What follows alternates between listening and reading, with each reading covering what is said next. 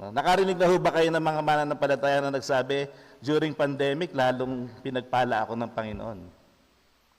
Ano kaya ang nasa likod nun? Maaring isa doon, yung kanyang puso nakikita ng Panginoon, lalo na sa pagbibigay. Okay, let's reflect on this, no, sa Israelites.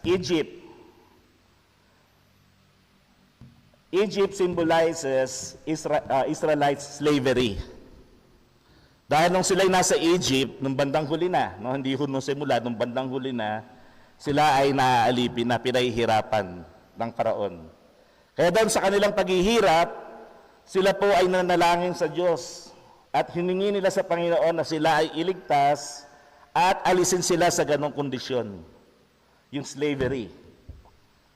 At ang Diyos ay tumugon sa pamamagitan ni Moses at dinala niya ang mga Israelita doon sa ilang, sa wilderness. Tumawid sila sa dagat na pula.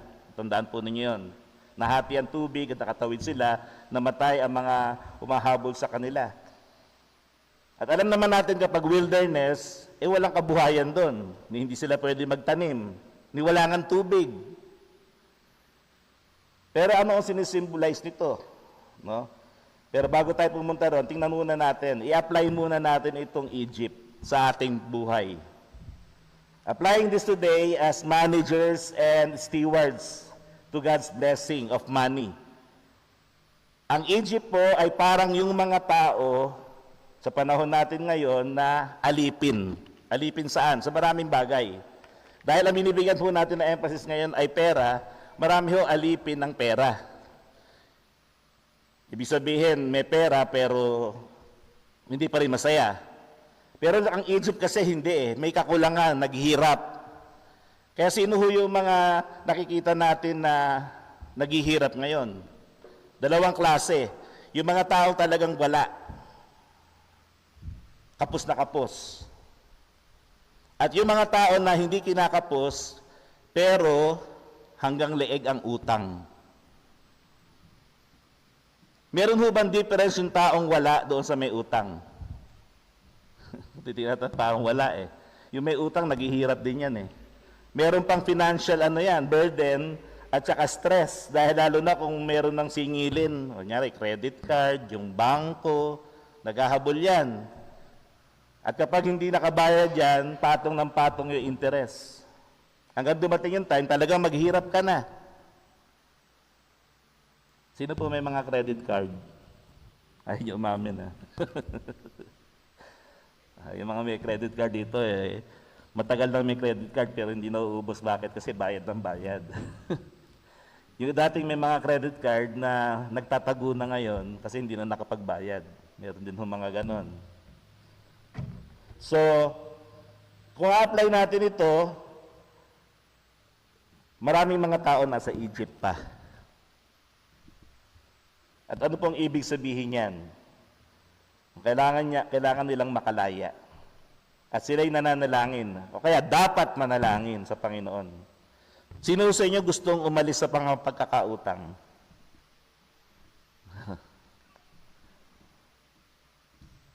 Alam nyo, meron dalawang klaseng tao kasi na may utang. Yung iba, may utang at gusto magbayad, kaya namumroblema. Yung iba naman, may utang, pero hindi na niya pinoproblema. Hindi na siya magbabayad. Ano ba gusto niyo doon sa dalawang yon? Ngayon tinuhon natin. Ang sabi dito, yung response ng Diyos doon sa panalangin is to free us. Sabi nila yung kanilang panalangin. Kaya God's response is to free yung mga enslaved doon sa mga pagkakautang at sila ay palayain. Katulad ng mga Ehipsyo, ang Panginoon ay dadaling ka doon sa ilang. Maganda ho ito yung pagpunta sa wilderness. Kasi pag tinignan mo yung wilderness, ang unang tingin mo parang, bakit ganun, ang pangit? Bakit ako kinakailangan pumunta sa wilderness? Walang pagkain doon, walang tubig doon. Pero tingnan ho natin ang nangyari. Next, let us reflect dito sa kanilang karanasan naman sa wilderness. Ano ang sinisimbolo ng wilderness? It symbolizes God's provision and protection. Kasi nung sila ay nandun na sa wilderness, No, makikita ho natin nung sila ay walang mainom, naghimala ang Diyos.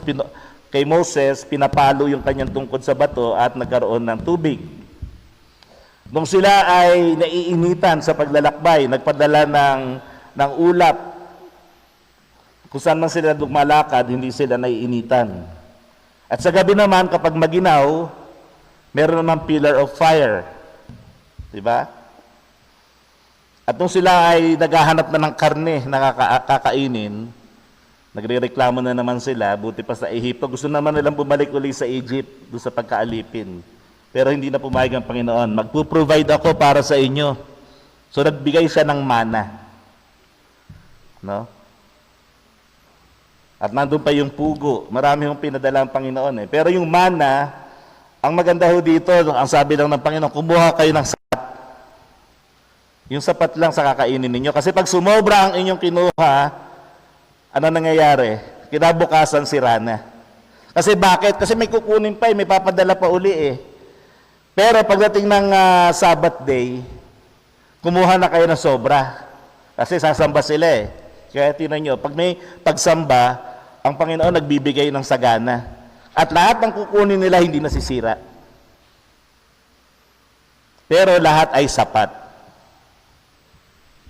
Yung salitang sapat, yun po. Kaya ang tawag natin dito sa wilderness ay land of even. Walang kulang, walang sobra. Pero may provision, may protection. Ang tanong ko, gusto niyo na ho ba yung ganon? Yung wala kayong sobra, pero lahat naman well provided. At iniingatan kayo sa inyong kalusugan, sa inyong mga pangailangan. No? Kaya nagbibiroan kami mga pastor, sabi namin parang karamihan sa mga pastor nasa land of even. Pero hindi ho yun ang plano lang ng Panginoon. Nasusundan po ba ninyo ako mga kapatid? Hello? Okay, paano natin i-apply ito? Kung i-apply po natin ito, wilderness is the place where those being enslaved by death would experience God's provision and protection. Pero parang hindi nasa utang ako, parang hindi ko nararanasan. May kulang kasi, manalangin ka, humingi ka sa Panginoon, tulungan ka. At magkaroon ka ng intention, Panginoon, gusto ko nang lumaya dito sa utang. At kapag yun ang intention mo, dadaling ka na sa wilderness. Magpo-provide ang Panginoon ng pangangailangan mong sapat sa iyo, at dahil mayroong kasapatan, pwede ka ng unti-unti na mabayaran mo na yung iyong pagkakautang. Kaya sa budgeting, sinasama mo na doon sa budget mo, ito maghuhulog na ako, ang utang ko ay 10,000. So ang kaya kong bayaran dito, 500 a month. O, tinatabi mo na yon. No, kaya pwede mo kausapin yung pinagkakautangan mo, pwede ba kitang bayaran na 500 kada buwan? Kung pumayag siya, well and good. O, pag sinabi hindi, gusto ko buo. O baka minsan, lagyan pa ng interest. Hindi natin alam. Pero meron din sinasabi kasi yung nagpapautang, huwag magbibigay ng interest Sa mga Kristiyano po yun, sa mga mananampalataya. Ngayon, ang sabi ko dito, God's will is to free us from debt. Kaya from Egypt, yung land of lack, ang tawag ko pala doon sa Egypt, land of lack. May kakulangan, may kahirapan. Dadaling ka to wilderness, yung land of even.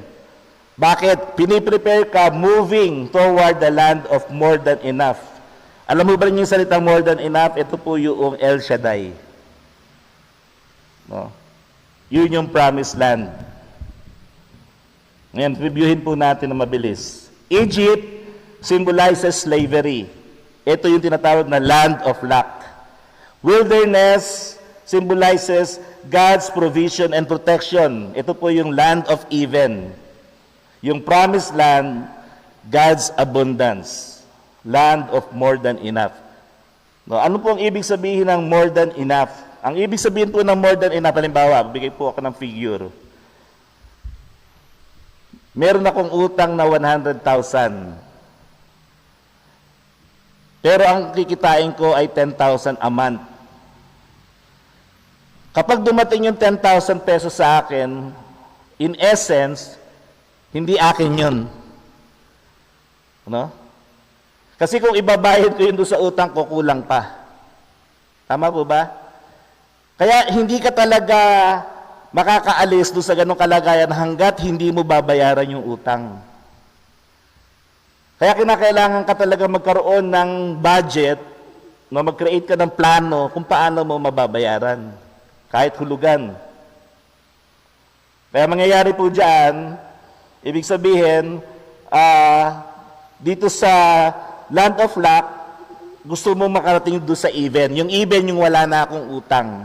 Pag may pumasok na 10,000 na sa akin, akin na yun. Kasi wala na akong babayaran eh, akin na yun.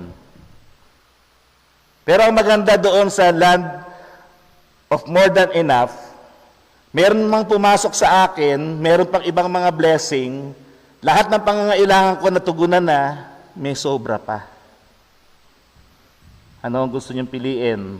Land of lack, land of even, o land of more than enough? Okay.